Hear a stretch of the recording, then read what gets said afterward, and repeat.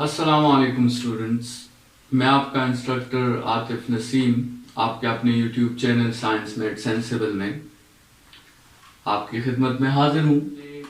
आज as mathematics में lecture number 3 आज हमने स्टार्ट करना है। लेक्चर नंबर 1 और 2 में हमने अर्थमेटिक सीक्वेंस और अर्थमेटिक सीरीज को डिस्कस किया था। लेक्चर नंबर 3 हमारा जो है वो ज्योमेट्रिक सीक्वेंस के बारे में है। ज्योमेट्रिक सीक्वेंस को हम इस तरह डिफाइन करते हैं कि the sequence in which the next term is obtained by multiplying a number with the previous term. Arithmetic sequence और ज्योमेट्रिक सीक्वेंस में डिफरेंस ये है कि अर्थमेटिक सीक्वेंस में हम नेक्स्ट टर्म को by adding a number find करते थे और ज्योमेट्रिक सीक्वेंस में हम नेक्स्ट टर्म को by multiplying a number find करते हैं। ठीक है, तो एक ऐसा सीक्वेंस जिसमें हम एक नंबर बार बार मल्टीप्लाई करें, that sequence is called geometric sequence. ठीक है, और अगर इसके हम कुछ एग्जांपल्स की तरफ आए, लेकिन उससे पहले वो नंबर जो हम बार बार मल्टीप्लाई करते हैं उस नंबर को we will call that number common ratio और we will simply use the symbol CR common ratio के लिए, या सिंपल हम R यूज करेंगे रेशियो के लिए। ठीक है, सो अर्थमेटिक सीक्वेंस में हमने उस नंबर को D कहा था, कॉमन डिफरेंस। ठीक है, यहां हम उसे R कहेंगे, कॉमन रेशियो। तो a sequence in which a sequence which is obtained by multiplying a common number or a common ratio again and again, such a sequence is called geometric sequence or geometric progression. Examples की तरफ आए, आप ये sequence देख रहे हैं 1 2 4 8 16 32। तो इस सीक्वेंस को अगर आप देखें सो आपको इस सीक्वेंस में पहले तो ये पता लगेगा कि इस सीक्वेंस का फर्स्ट एलिमेंट जो है वो हमारे साथ 1 है। मतलब इस सीक्वेंस का जो A1 है, या सिंपली आप उसे A कह दें, वो एलिमेंट आपके साथ 1 है। और अगर आप इस सीक्वेंस को ऑब्जर्व करें तो आप क्लियरली देख सकते हैं कि इस सीक्वेंस में जो रेशियो की वैल्यू है वो हमारे साथ 2 है, क्योंकि हम 2 को बार बार मल्टीप्लाई कर रहे हैं। इसी तरह इस सीक्वेंस को आप ऑब्जर्व करें, आपको पता लगेगा कि इस सीक्वेंस का फर्स्ट एलिमेंट आपके साथ 1 है और इस सीक्वेंस का जो कॉमन रेशियो है दैट इज 10। ठीक है, हम 10 को बार बार मल्टीप्लाई कर रहे हैं। इसी तरह इस सीक्वेंस को देखें, इसका फर्स्ट एलिमेंट आपके साथ 3 है और इस सीक्वेंस को अगर आप ऑब्जर्व करें तो आपको पता लगेगा कि इस सीक्वेंस में हम 1 को जो है बार बार मल्टीप्लाई कर रहे हैं। इसी तरह इस सीक्वेंस को देखें, ये बहुत इंपॉर्टेंट सीक्वेंस है। 1 - 2 4 - 8 16 - 32। इसमें आपको जो है अल्टरनेट साइंस नजर आ रहे हैं, plus minus plus minus plus minus.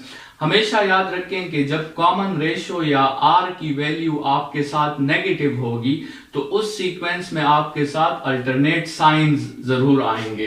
तो इस सीक्वेंस को अगर आप देखें, आपके साथ फर्स्ट एलिमेंट आपके साथ 1 है, लेकिन यहां पर जो कॉमन रेशियो की वैल्यू है दैट इज -2। ठीक है, सीक्वेंस में आपके साथ जिस वैल्यू को हम बार बार मल्टीप्लाई कर रहे हैं दैट नंबर इज -2। ठीक है, आप ऑब्जर्व करके देख सकते हैं -2 पे बिल्कुल आपके साथ ये रिजल्ट आएगा। इस सीक्वेंस को देखें, +1 -1 +1 -1 +1 -1, यहां भी आपके साथ अल्टरनेट साइंस आ रहे हैं, तो इसका मतलब इसकी R की वैल्यू भी आपके साथ नेगेटिव होगी। तो अगर आप ऑब्जर्व करें, आपके साथ फर्स्ट एलिमेंट जो है वो 1 के इक्वल होता है और यहां पर कॉमन रेशियो की वैल्यू आपके साथ -1 है। ठीक है, तो ज्योमेट्रिक सीक्वेंस को आपने कैसे शो करना है कि ये ज्योमेट्रिक सीक्वेंस है, आपने देखना है कि क्या इस सीक्वेंस को किसी नंबर के साथ अगर हम चेक करें बार बार मल्टीप्लाई करके तो क्या वही सीक्वेंस आपके साथ आता है या नहीं आता। ठीक है, तो लेट्स सपोज आपके साथ जनरली एक सीक्वेंस गिवन है A1 A2 A3 up to AN, और आप देखना चाहते हैं कि ये सीक्वेंस जो है ज्योमेट्रिक सीक्वेंस है या नहीं।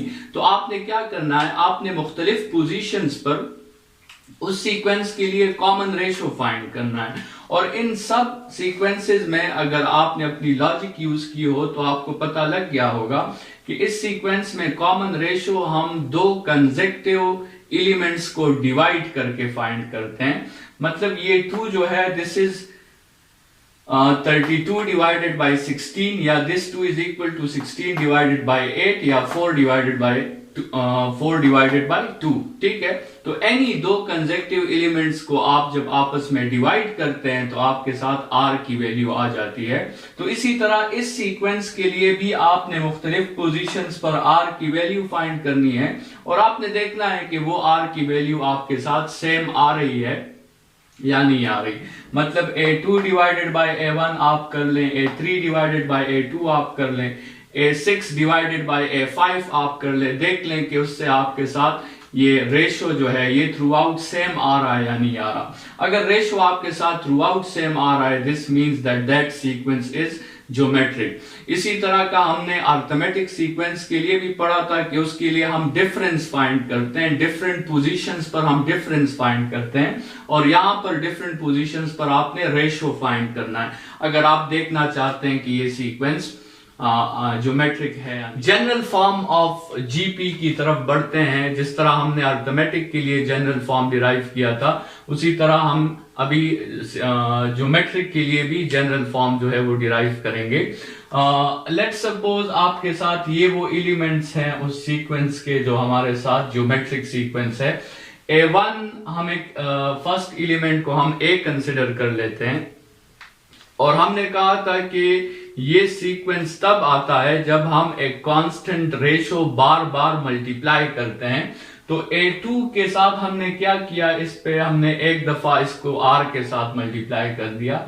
A3 को हमने दोबारा फिर इस AR को R के साथ मल्टीप्लाई कर दिया और इसी तरह हम इस सीक्वेंस को R के साथ मल्टीप्लाई करते गए। तो उसमें एक बात आप गौर करें कि जब यहां पर A5 की बात हो रही है तो R पर पावर जो है वो 4 है, जब यहां पर 4 की बात हो रही है तो R पर पावर जो है वो क्यूब है। तो इसका जो है इसकी तरतीब आप समझे। मतलब अगर आपसे कोई पूछे कि व्हाट इज A10 तो आप आसानी से कह सकते हैं कि A10 is equal to AR power 9। अगर आपसे कोई पूछे व्हाट इज A20 तो A20 is equal to AR power 19। अगर आपसे कोई पूछे what is A101 so A101 is AR power 100। ठीक है, मतलब जिस एलिमेंट की बात हो रही हो आपने R पर पावर उससे 1 वैल्यू कम लेनी है। तो अगर आप इसको जनरलाइज कर सकें तो आप सिंपली कह सकते हैं कि AN is equal to AR power n-1। ठीक है, आपने उससे 1 सब्ट्रैक्ट कर दिया है। So this is known as the general form of arithmetic geometric sequence. और इसमें भी आपके साथ 4 वेरिएबल्स हैं। आपके साथ एक वेरिएबल AN है, nth element, first element, common ratio and the number of terms. ठीक है, जिस तरह हमारे साथ अरिथमेटिक सीक्वेंस का फॉर्मूला आया था उसमें भी 4 वेरिएबल्स थे, इसी तरह ये भी एक फॉर्मूला है उसमें भी 4 वेरिएबल्स हैं।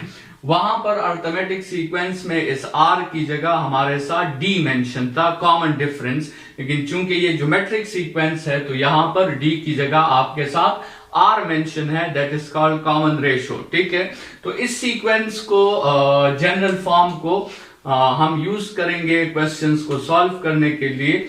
आपके साथ 4 अननोन्स हैं, 3 अननोन्स आपके साथ गिवन होंगे और इसको यूज करके आप चौथा अननोन जो है वो फाइंड कर सकते हैं। नेक्स्ट लेक्चर में हम इस चैप्टर के 4th लर्निंग ऑब्जेक्टिव की तरफ जाएंगे, that is called geometric series. ठीक है, arithmetic sequence, arithmetic series, geometric sequence और फिर इसके बाद आपके साथ ज्योमेट्रिक सीरीज है। तो बढ़ते हैं लेक्चर नंबर 4 की तरफ। Thank you.